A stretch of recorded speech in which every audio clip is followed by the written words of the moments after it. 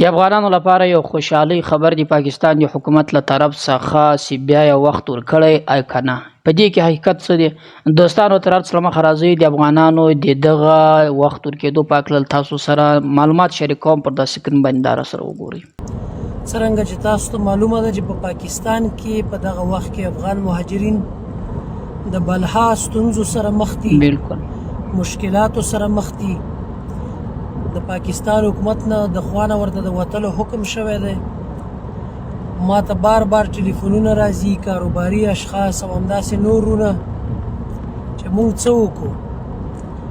نو زما افغانانو ورونو، تاسو ولیدل چې اول اګست پاکستان د اپریشن ورځ د وتلو ورکړې اعلان نیټه او ویلې چې یو منټ ټایم هم نشته، په 40 ساعته کې به افغان مهاجرین د پاکستان څخه وځي. خو بیا هم یو میاشت ټایم پکې دا دی ورکول شو، یو نوټیفیکیشن د 6 میاشتو جاری شوی، یو د 1 میاشت جاری شوی. دا چې امیر خان متقي صاحب پاکستان ته رانغی د څه تخنیکي ستونزو د وجې نه، نو پاکستان حکومت د 1 میاشتې په هغه نوټیفیکیشن باندې عمل درآمد شروع کړ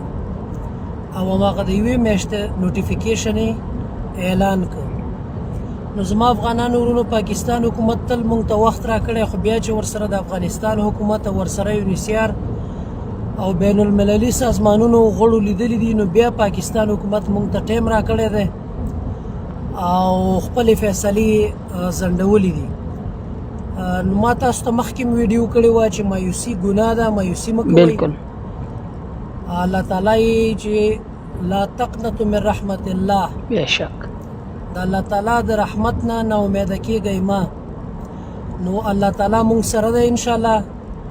مونږ افغان مهاجرین چې یو د رسول الله صلی الله علیه وسلم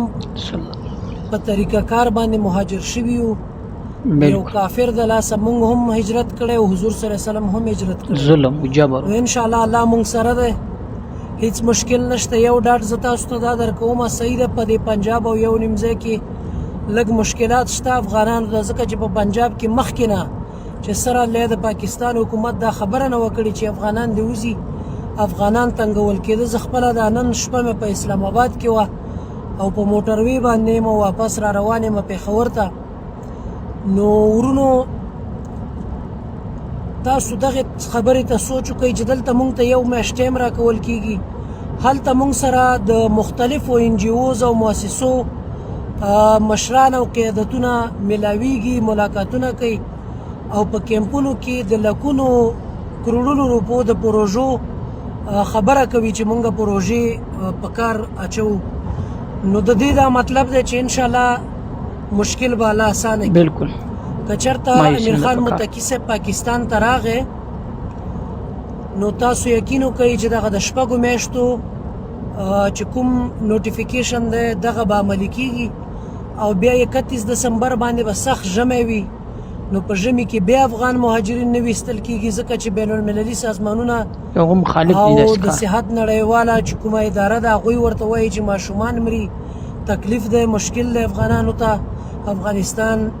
یو سوړ او یخ وطن دی. نو بیا به انشاءالله ټایم ورکول کېږي. نو کاروباري ورونه دې تشویش نه کوي او ډېر ځان دې نه خوښوي، د خلکو سره پیسې دې ډېرې نه خوښوي، ډېرې پیسې دې مطلب د خلکو سره قرضونه نه کوي. خپل ځان دې اداره وساتي، ځان سره دې دغومره یو ترتیب دې روان کړي چې هغه خپل سیسټم یې ورباندې د رزق رواني. نو افغانان ورونو، مایوسه کېږئ مه. که څه هم ځینې ورونه ډېر مایوس کونې او د مایوسۍ نه ډکې ویډیوګانې کوي، خو الله مونږ سره دی، مایوسه کېږو به نه انشاءالله، سوچ به نه کوو انشاءالله. الله تعالی مهربانه ذات دی او الله تعالی خپلې فیصلې د انسانانو په سوال او په توبو باندې او په صدقاتو باندې بدلوي انشاءالله. الله که زه کې د پاکستان حکومت ته واچول، هغه ورځ لرې نه ده چې انشاءالله پاکستان کې مونږه 40 کاله تیر کړه، نور به هم داسې انشاءالله ټایم ورکې تېروو او دلته به پراته یو. افغانانو ته هیڅ مشکل نشته، پیسې پسې وګریانو پسې به هم بیا راشي. پاکستان کې یو منظم قانون دی، بیا به پیسې خپلې مونږ وباسو. خو قسم په الله پاکستانیانو ورونو واورئ، مونږ تاسو سره ډېرې د مینې محبت شپې تېرې کړي دي. مونږ په دې خاوره کې ډېرې ښایسته شپې د ورورولۍ تېرې کړي دي. تاسو مونږ ته ډېره مینه راکړې ده، مونږ تاسو ته ډېره مینه درکړې. په دغې خاوره کې زه خپله په پاکستان کې پیدا شوی یم، پاکستان کې را لوی شوی یم، پاکستان کې مې بچي پیدا شوي، دا د ګیره مو نوره سپینه ده. نو دومره وخت چې څوک په یو ځای کې تیر کړي د هغې ځای نه بیا زړه نه کېږي. زموږ افغانان وروڼه چې د غم نه ډکې ویډیوګانې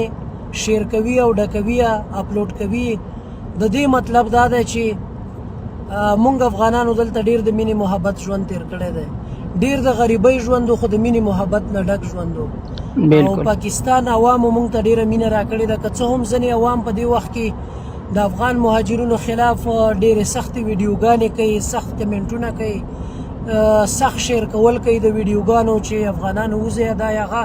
خو هغه موږ په ټول خیبر پښتونخوا یا په ټول پاکستان نه حسابو. هغه یو څو داسې شرپسند ناصر به وي چې هغه به دغسې خبرې کوي چې د افغانانو او پاکستانیانو په منځ کې نفرت پیدا کوي. او افغانان چې کوم دي، افغانان پاکستان کې چې کوم افغانانو وخت تیر کړی، هلته کوم افغانان دي، هلته چې کوم افغانان نفرت امیز خبرې کوي، نو هغه هم مونږه داسې خلک دي چې هغه مطلب د هیواد نه بهر خلک دي او یو څه منفي سوچونه لري. د پاکستان په باره کې تل د افغانانو سوچ مثبت دی انشاءالله، او که مثبت نه وی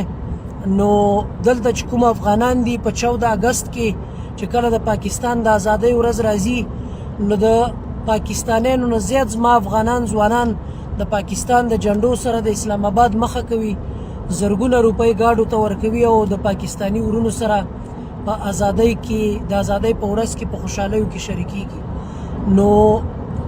زه په پاکستانیانو ورونو به یو دا غږ کوم چې نفرت مه خوروئ، نفرت نه هېڅ نه جوړېږي. ډېر وخت وتلی دی، کېدی شي د افغانانو ډېر کم وخت وي، خو که دوی د دې ځای نه په خوشحالۍ لاړ شي نو د دې به دا مطلب وي چې دوی به د ځان سره ډېر ښه دغه ویسي، احساسات ویسي او ستاسو په باره کې به ډېر ښه نظر ویسي. نو افغانانو ورونو مایوسه کېږئ مه. دوستانو دا ویډیو تاسو کته د افغان کډوالو په حق لا باندې یقیني حقیقت هم داسې ده، خو یو خبره گردش ګرځي، والله اعلم چې څومره به حقیقت لري او که نه. یعنې کم سي اول د اګست تاریخ شروع کېدو نیټه پاکستان ورکړې و افغان کډوالو ته چې تاسو به ځئ وځئ به خپل هیواد ته به ځئ غیر قانوني یاست. نو په دغو شپو کې د امیر خان متقي دوره پاکستان ته هم وله، نو په دغه شپو کې ناڅاپه د امیر خان متقي دوره منسوخ سوله، نه د پاکستان ته یا دوره نه ده کړې. نو له ډېرو خلکو سره دا سوچ او فکر او ډېرو خلکو دا به هم ویل چې کله د امیر خان متقي دوره سي منسوخه سوه پاکستان ته، دا پر دې بنیاد دا په دې معنا سره وه چې د افغان کډوالو په هکله باندې وه پاکستان هغه خپله فیصله چې ده بغیر له یو بل هیواده چې افغانستان د لغه سره یې کړې هم نه ده، فیصله لغه سره یې کمه پر دې باندې مجلس نه ده کړې، خپله فیصله یې په داسې ناڅاپي کې وکړه د افغان کډوالو په هکله باندې چې تاسو به پر 1 اګست باندې وځئ. نو چې دوی کړې، نو امیر خان متقي وایي چې زما تګ نو په څه معنا سو، نو زه بیا څه ولې ورسم پاکستان ته، زه ولې دوره وکم، زما دوره کوم پر دغه ستونزو باندې، خو هغه ستونزې تر وار له مخه د نورې هم جوړې کې زیاتې کې، نو د ما ورتګ و پاکستان ته معنا نه لري. دا یو خبر ګرځي، دا یو گردش ته والله اعلم چې په دې کې به څومره حقیقت وي. خو د افغانستان له طرف څخه د افغانستان وزارت خارجه چې کم معاون ویل کېږي د هغه په وینا باندې چې امیر خان متقي چې دوره منسوخ کړه، دا یو څو ستونزې وې، څه مشکلاتو د هغو په وجه باندې هغو دا نه ده څرګنده کړې چې آیا د امیر خان متقي دوره چې ده منسوخ شوه، نو دا په دغه خبره باندې، بلکې هغه وایي چې دا د یو څو ستونزو له وجې، ستونزه نو نه ده معلومه چې کومه ستونزه ده، آیا را روان وخت کې به بیا کومه نیټه د دورې د کولو د پاکستان ورته وټاکي. نو لکه د په وینا باندې چې پاکستان حکومت چې د 1 میاشتې یا د 6 میاشتو نوټیفیکیشن جاری کړی ده، دا هم دغسې ده مثلا. خو زما یوه خبره په دې ویډیو کې بار بار لکه مخکې چې ما تاسو ته وویل چې کم افغان کډوال چې د پاکستان اسناد نه لري، هغه باید خپله زندګي په افغانستان کې په خپل هیواد کې برابره کړي، تر څو به تا ته وختونه درکړي پریږدي دي نه که د نن پرېږدي که د سږ کال پرېږدي را روان کال دې نه پرېږدي که د بل کال پرېږدي بل کال دې نه پرېږدي نو دا په کلونو کلونو چې تاسو ته وخت درکوي ته هم زړه نازړه په دې هېواد کې خپله سرمایه ګزاري هم نشي کولی په دې هېواد کې خپله آینده هم نشي برابرولی په دې هېواد کې د خپلو بچو مستقبل هم نشي برابرولی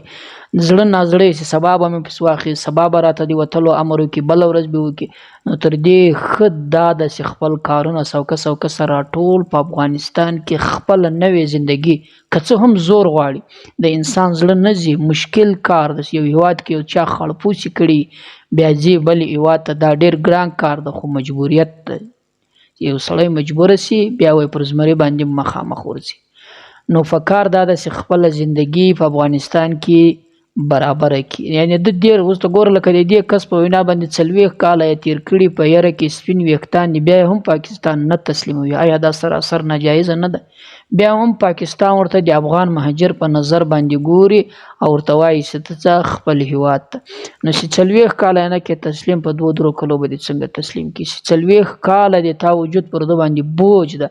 نو په 3-4 کلو کې به دې څنګه تسلیم کړي فکار دا ده چې خپله زندګي په افغانستان کې برابره کړي د خپلو بچو د خپل عیال نفقه او د هغو روان مستقبل ښه برابر کړي دا خو که ګټه وي که نه وي که روپۍ وي که نه وي مثلا زندګي که څه هم په سختي په تکلیف سره تېرېږي خو دغه نوم به نه در باندې یادېږي چې ځه ته خو مهاجر یې ځه ولاړ شه ته خو افغان کډوال یې ته خو په دې هېواد کې ځای نه لرې له دې مشکلاتو څخه به خلاص شې له دې چاپو پر هر چوک نیولو باندې تاڼې ته وړل بیا یو څو روپۍ دې اخیستل له دې مشکلاتو څخه به خلاص شې دا هم یو غټ نعمت دی د الله تعالی نو دوستانو د دې ویډیو په هکله کوم نظر لرئ په کمنټ کې شریک کړئ